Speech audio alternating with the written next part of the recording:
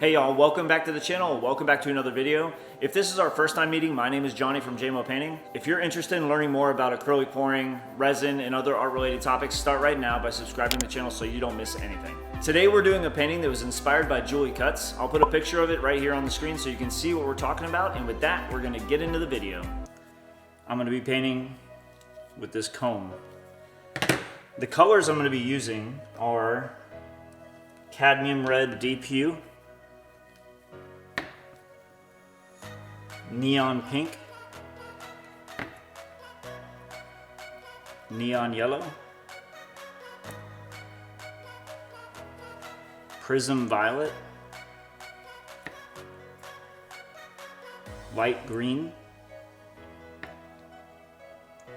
and phthalo blue. I'm going to be drawing diagonal lines going across with the hot colors on the white side and the cool colors on the dark side. So without further ado, let's get into the video.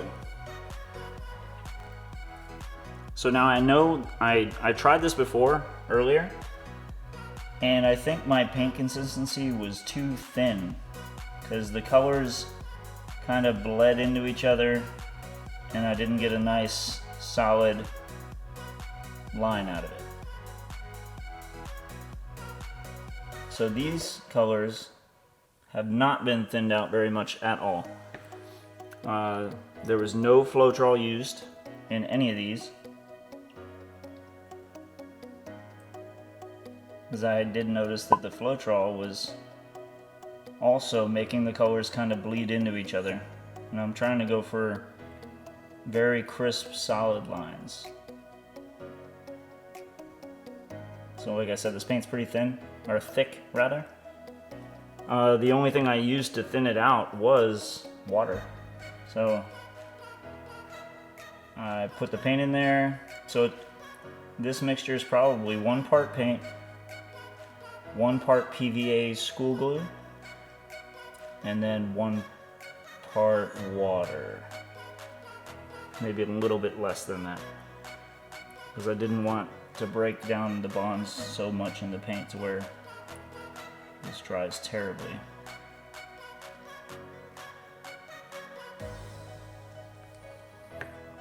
But yeah, I don't know if you guys have seen those paintings that Julie Cuts and a bunch of other people did. I'll flash some on the screen while I'm doing this so you get an idea. But they were absolutely gorgeous. And I know I want one for myself, so that's why we're here. Alright, so now let's start with the cool side.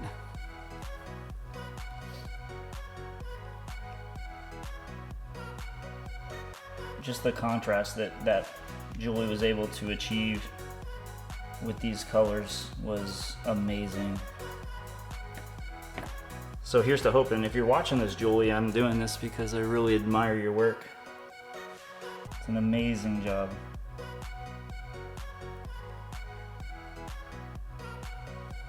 Now I'm not sure if you came up with the idea or if somebody else did, so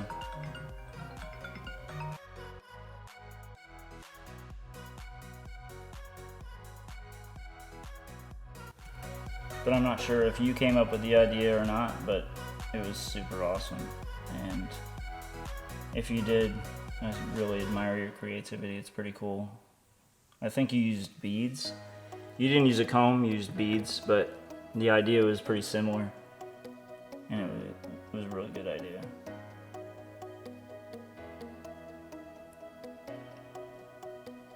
So I don't know how much different this will be with using a comb instead, but I'm hoping I get something similar. So I don't have beads.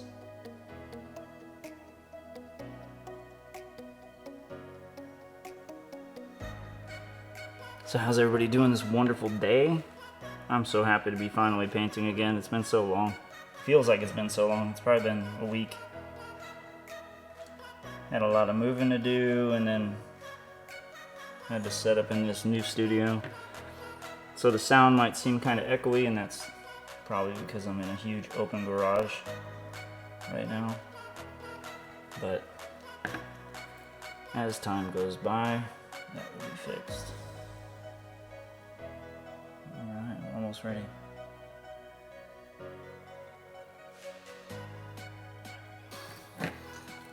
Yeah, ready guys, here we go.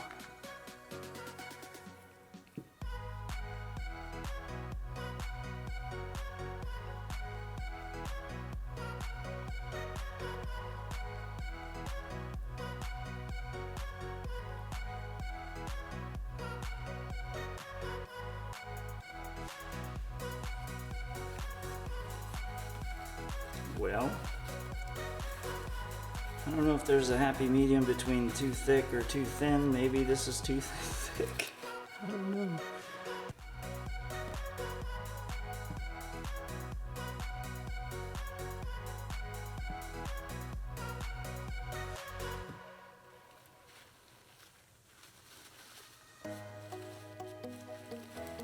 Still kind of like it though. Still looks pretty nifty. The lines are definitely more defined than my other try.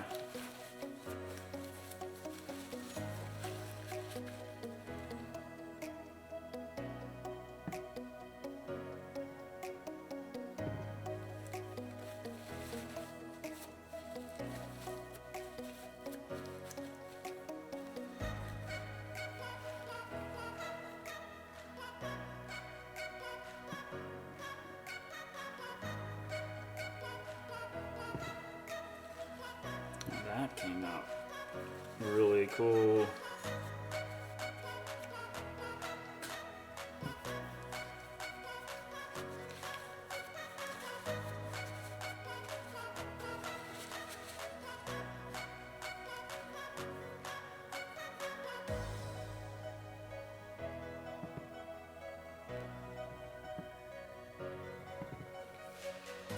Oh yeah.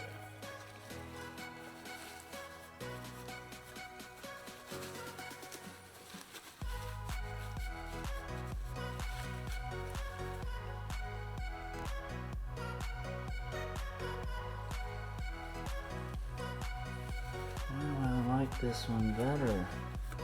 Alright, I like it. I think it looks pretty cool.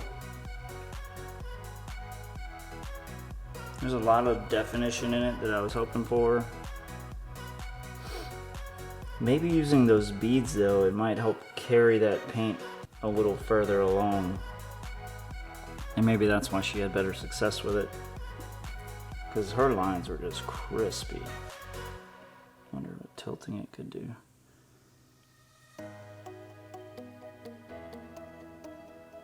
Yeah, I think tilting it's gonna really skew the look. Alright, so I'll bring you guys down and we'll take a look at it. I think it looks pretty cool.